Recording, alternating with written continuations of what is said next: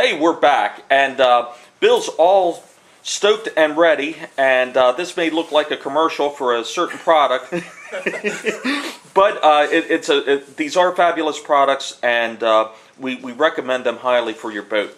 Bill, which one are you going to use first? Okay, first of all, I'll do the ethanol treatment with this new gas and everything.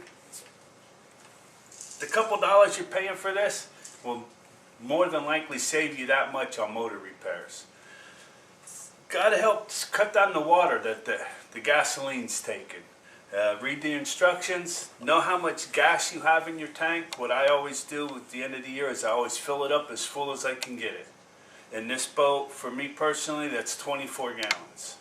So do the right mixture. If you're a little over, that's better than being a little under. It's never going to hurt it. And then what I do in the springtime, first time I take it out, is I go to the Nanticoke River and I just take a nice little boat ride. Get all that old gas out, let it run through everything, and then I fill it up. And what's the other one you have, Bill? Okay, this helps to prevent gumming. Like the gas, as it sits there, it just starts to turn to like varnish. This helps breaks that up and saves the fuel line, injectors, spark plugs, the whole fuel system. Absolutely, particularly us having some of the older motors with carburetors. Right. That's really helpful. Back in the day, they would recommend that you start up the motor, undo the fuel line, and then let the fuel just run out, so you didn't get that varnish effect. But you still would never get all of the gas out. No, that's this one you don't. If you're using your motor the whole year, you really don't need to do this. This one, use it the whole time. Every time you fill up, make sure you add this to your gas. Awesome. Now, Bill, I'm going to move the camera a little bit, and we're going to look at your batteries. Now, what are your thoughts about battery for the winter? I completely disconnect them and take them completely out of the boat. I have a rubber mat that I set them on. Never set them on concrete. Concrete is no good for batteries. Absolutely. If you can set them in wood, if you have a place that you can put them to keep them out of the cold, it's even a good idea. I'm not that extravagant here, so it just sits on my rubber mat. Well, that was going to be my point exactly. That I don't my boat will not fit in my garage. Although there have been some winters that I have left the batteries in, I have disconnected them, and only to find that in the spring they were still fairly charged. You leave them hooked up, might be a different story. So let's take a quick look at what you have with yours. Now, all folks at home, all boats are different.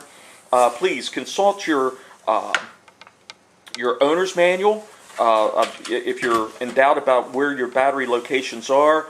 But don't ignore this, because again, this could save you a lot of grief if you do decide to take your batteries out completely because you store your boat outdoors.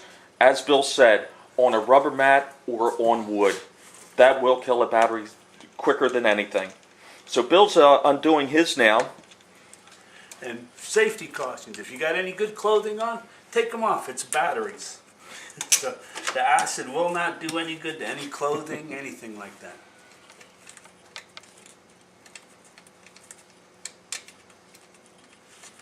And just undo the two wing nuts. You can mark your wires. I mean, it's always good to make sure you know where they go if you want everything to work in the springtime. Me, I'm all right with that. I've had these apart more than I'd like to have them apart. Wonderful. And then while you have them out, it's always good. As you can see, I got moisture and stuff built up on my battery trays in there.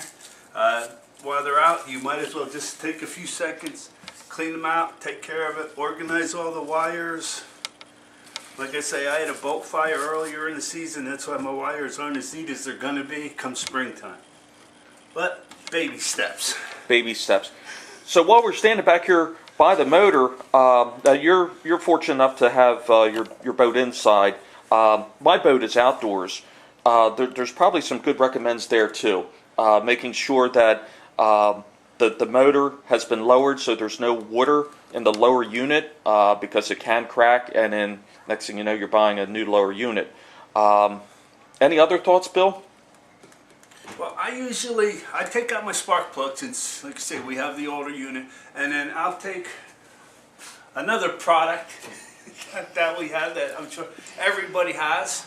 I just take a quick little spray and right inside where the spark plugs are, then I put the spark plugs back in there. To me, that helps cut down any rust or any water, anything that might be in there. And when you start your motor in the spring, you'll never know that was there.